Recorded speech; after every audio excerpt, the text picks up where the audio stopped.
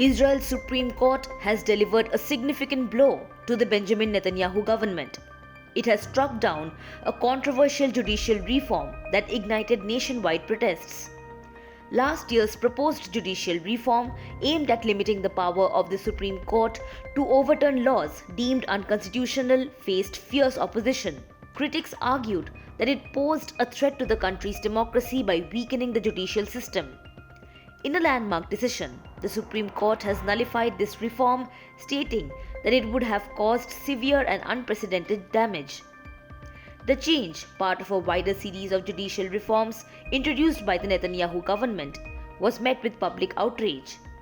The so-called Reasonableness Bill, passed in July of 2023, stripped the Supreme Court and lower courts of their authority to cancel government decisions deemed extremely unreasonable.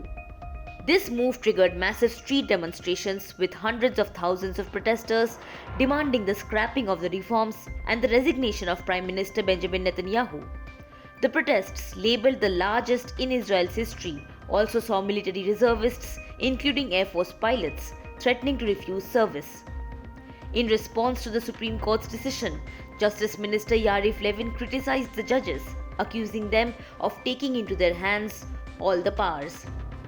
Levin labelled the decision undemocratic, emphasizing the government's need to redress the balance between judges and politicians.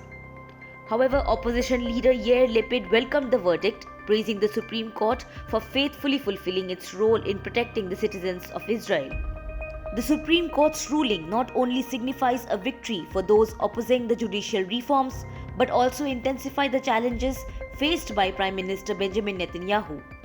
His Likud party argued that the decision opposes the will of the people for unity, especially during wartime.